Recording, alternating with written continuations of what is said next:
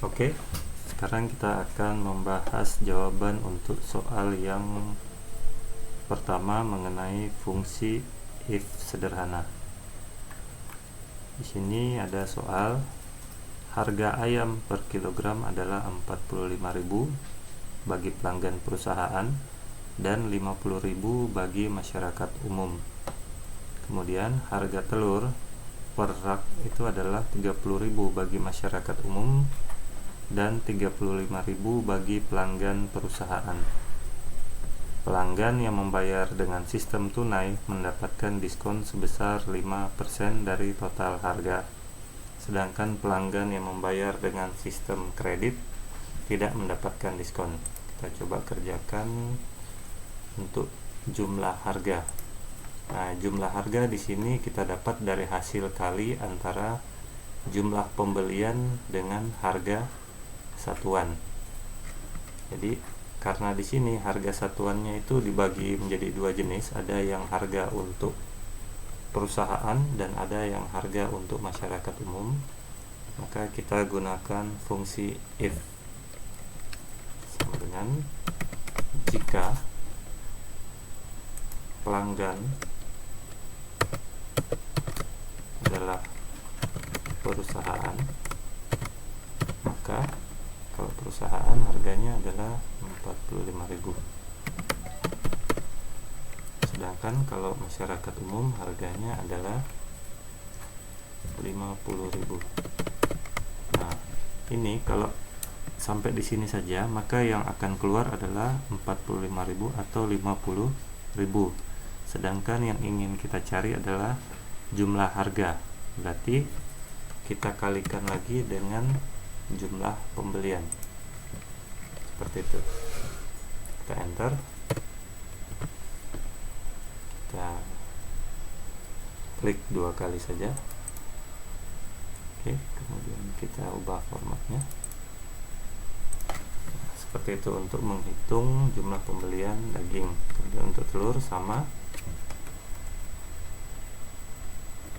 dengan jika pelanggannya adalah perusahaan, maka harganya adalah 35.000. Sedangkan kalau untuk masyarakat adalah 30.000. Ini kita kalikan lagi dengan jumlah pembelian. Oke. Itu kali. Dan kita buat formatnya. Oke, untuk menghitung total ini kita zoom saja.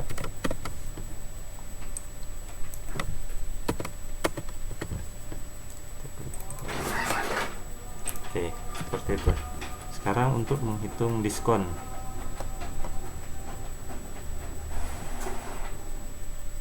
Pelanggan yang membayar dengan sistem tunai akan mendapatkan diskon sebesar 5% dari total harga. Jadi kita menggunakan fungsi if jika metode pembayarannya adalah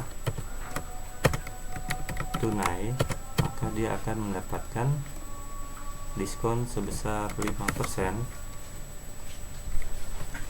dari total pembelian atau total harga. Jika tidak, maka tidak mendapatkan diskon, jadi kita tulis saja 0. Tutup kurung, enter. Kita klik 2 kali, kemudian kita buat formatnya. Oke. Nah, sekarang tinggal menghitung total bayar. Total bayar berarti ya jumlah pembelian kita kurangi dengan diskon. Kita klik 2 kali. Oke. Nah, sekarang kita buat totalnya di sini sama dengan sum buka kurung, kita blok saja. Kita blok dari atas, tutup kurung, enter. Nah, ini tinggal kita copy saja ke samping, kita tarik. Begitu juga dengan ini. Oke, nah itu untuk mengisi tabelnya. Sekarang kita masuk ke soal berikutnya, yaitu nih, urutkan data di atas berdasarkan tanggal transaksi. Berarti caranya, nah ini kita blok datanya ya, yang kita blok ini isinya saja, bagian total tidak.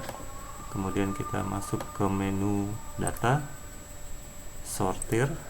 Nah, kita sortir berdasarkan tanggal ini ada di kolom A, jadi kita pilih saja kolom A. Nah, yang ini my data has headers ini tidak usah kita centang, karena yang kita blok tadi hanya bagian isi tabelnya saja. Setelah itu klik OK.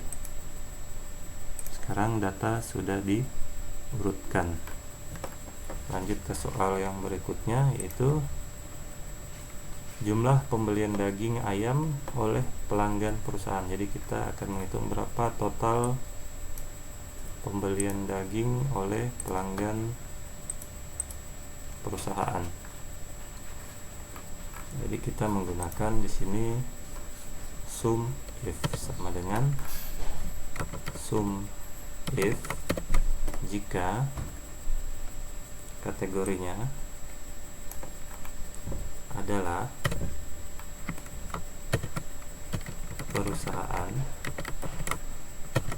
maka hitung jumlah pembelian dagingnya. Berarti yang kita blok pembelian daging. Setelah itu tutup kurung, kemudian enter. Jadi total pembelian daging oleh perusahaan adalah 532 kg. Selanjutnya kita hitung jumlah pembelian telur dari PT Biang Lala.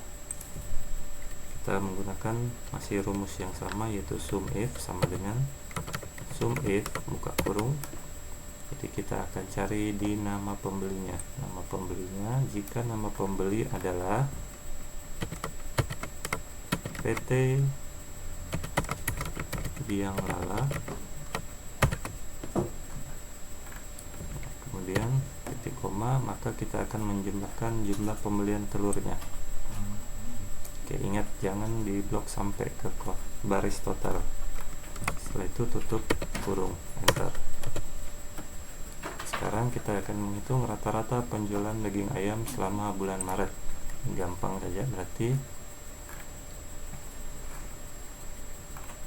sama dengan average. Kita blok saja daging, tutup kurung, enter.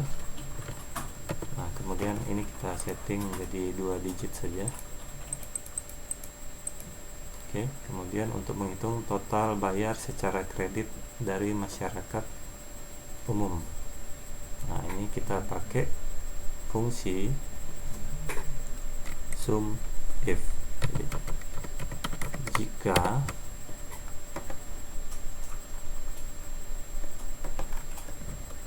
ini kita gunakan sum ifs, jadi yang pakai s. Kenapa? Karena kriterianya di sini ada 2. Yang pertama adalah pembayarannya dilakukan secara kredit dan dilakukan oleh masyarakat umum. Jadi karena ada 2 syarat yang harus dipenuhi, maka kita menggunakan fungsi sum ifs. Jadi untuk sum ifs ini, yang pertama yang harus kita blok adalah penjumlahannya. Berarti dalam hal ini adalah kolom total bayar, yang ini. Jadi total bayar, kemudian titik koma, kita masukkan range yang pertama, yaitu kategorinya. Kategori pembeli adalah masyarakat umum, titik koma. Kategori kedua adalah metode pembayaran dengan menggunakan sistem kredit. Oke, kita tutup, enter. Kita ubah formatnya.